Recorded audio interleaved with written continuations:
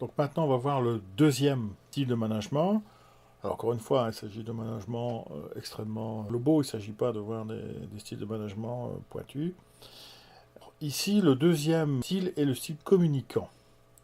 Le style communicant, avantage d'abord, développe la capacité de déléguer. Donc c'est quelqu'un qui maîtrise parfaitement les outils de communication, questionnement, reformulation, argumentation, négociation, avec tous ces éléments-là, il les maîtrise assez bien, et même très bien. Comme il ne connaît pas ou moins bien la technique, eh bien, il va s'appuyer sur son équipe et donc il va responsabiliser son équipe. On peut considérer que c'est un avantage alors par rapport aux outils, aux nouveaux outils que l'on a aujourd'hui en termes de performance industrielle, évidemment. Il possède généralement une grande ouverture d'esprit sur les solutions aux problèmes. Donc il n'est pas dogmatique, il n'est pas un expert dans la technique, donc il est assez ouvert sur les solutions techniques. Alors ça ne veut pas dire qu'il est absent complètement en termes de technique, hein, mais simplement si on lui explique et qu'on argumente, il peut très bien à un moment donné prendre des décisions qui peuvent surprendre de point de vue extérieur, mais qui en fait se raisonnent parfaitement par rapport à l'équipe. Il a souvent une vision d'ensemble, c'est-à-dire qu'il a aussi bien une vision sur les enjeux techniques que sur les enjeux économiques. Donc ça, c'est un avantage quand même, notamment pour pouvoir dialoguer avec les autres parties de l'entreprise, comme le contrôleur de gestion, voire les ressources humaines, par exemple. Il reste centré sur son rôle de cadre, ce qui est extrêmement important. On voit souvent donc, dans le rôle de technicien, le management style technique, des gens qui retroussent leurs manches et qui vont faire des réparations de machines, par exemple, ou qui vont vraiment passer du temps sur la partie technique. Lui, il reste centré sur la partie cadre, sa mission, quelle est sa mission, pourquoi est-ce qu'il est là, et il est capable de tenir compte des indicateurs en termes de ressources humaines, en termes de contrôle de gestion, etc. Bien évidemment, l'inconvénient ou les inconvénients, c'est qu'il est tributaire des compétences de son personnel, donc de son équipe. Donc là, il faut absolument qu'il trouve la bonne adéquation avec son équipe et qu'il puisse évidemment les motiver, les responsabiliser. Alors, c'est pas gagné évidemment lorsqu'on commence à travailler et qu'on ne connaît pas en fait l'expertise métier. Donc là, on est un petit peu mis à l'épreuve par l'équipe évidemment.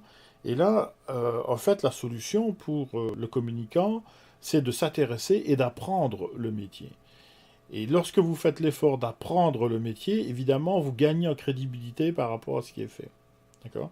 De toute façon, l'équipe en général n'a pas trop le choix puisqu'elle a un seul manager et il faut qu'elle fasse avec ce manager. Le manager, lui, doit faire attention de ne pas se faire déborder et de déborder par des personnes qui auraient une espèce de leadership charismatique et qui pourraient attirer un petit peu la couverture à eux.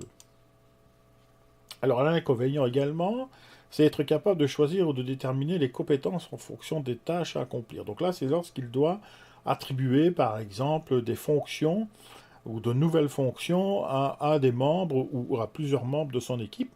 Donc là, il a quelques difficultés parce qu'il ne connaît pas évidemment l'expertise métier. Donc là, il faut qu'il attende un petit peu avant de prendre sa décision. En général, c'est la meilleure solution. Donc c'est-à-dire qu'il connaisse un peu mieux, disons, les différents postes. Ici, c'est toujours la même ressource ou la même façon de procéder que sur l'aspect précédent, c'est-à-dire qu'il faut qu'il sache ou qu'il apprenne plus exactement ce qui fonctionne, comment fonctionne son équipe. Ça va et aussi bien dans la partie technique que dans la partie managériale. Difficulté pour se faire accepter, donc pour affirmer sa crédibilité. Alors, difficile dans le sens où ça prend un peu plus de temps que pour le technicien, évidemment, donc ça va prendre 6 mois, non, ça dépend un petit peu des personnalités de chacun, mais ça prend un peu plus de temps. Doit avoir une réelle capacité à communiquer et d'animer le groupe. Donc, c'est très bien qu'il ait des connaissances en communication et tout ce que j'ai dit tout à l'heure, mais encore faut-il qu'il soit capable de les passer ou de les faire traverser à travers le groupe dans lequel il va se trouver. Alors, je m'explique. Il ne s'agit pas de dire qu'on ne connaît pas les techniques de communication, mais les techniques de communication associées à des groupes de techniciens, par exemple, n'est pas la même chose si vous avez des ouvriers de qualification très basse. Le fait de manager ces équipes n'est pas la même chose que de manager des techniciens, voire même des cadres d'un niveau encore au-dessus. Donc, à chaque groupe d'individus, chaque équipe, évidemment, va correspondre une approche. Et là, le communicant, ben, il devra réellement avoir ses connaissances pour pouvoir s'introduire, en quelque sorte, dans ces équipes et pouvoir, entre guillemets, se faire respecter. Donc voilà, en fait, les deux styles. Donc évidemment, on n'est jamais tout l'un tout l'autre. Aujourd'hui, le style communicant est quand même préférable au style technique, d'accord? Et on va dire que ce sera plutôt du 60% communicant et du 40% aujourd'hui technique.